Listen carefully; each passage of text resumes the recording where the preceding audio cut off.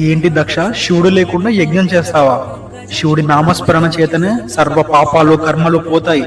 నువ్వు ఆ శివుడు లేకుండా ఈ యజ్ఞం చేస్తున్నావు. ఆ స్వామి లేకుండా ఈ యజ్ఞం వ్యర్థం. ఇది పూర్తిగా జీవం రాని పిండంతో సమానం. నీ ఆలోచన మానుకో. శివుడి అనుగ్రహం పొందని నీవు అజ్ఞానం ఆవరించి ఉన్న అజ్ఞానివి. నీ భక్తి భజన ఆ భూత ప్రేతలతో తిరిగి ఆ రుద్రుడికి సమర్పించు దదీచి. వాడికి నా కూతురి సతిని ఇచ్చింది కూడా మా తండ్రి గారు బ్రహ్మ చెప్పినందుకే.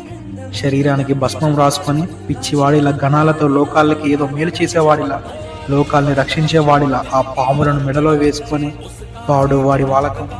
శివుడిని ఆ శివతత్వాన్ని ఎరిగిన దదీచి తక్షణమే ఆ ప్రాంగణం నుంచి వెళ్ళిపోయాడు. అక్కడ ఉన్న దేవతలని వారి శక్తులను హరించేలా శాపమిచ్చాడు. కేవలం దదీచి ఒక్కడే సకల దేవతలను అందరినీ శపించేశాడు. కానీ నాలో భయం ఇప్పుడు మొదలైంది. మరి ఆ రుద్రుడిని ఇన్ని మాటలు అనిన దక్షుడి పరిస్థితి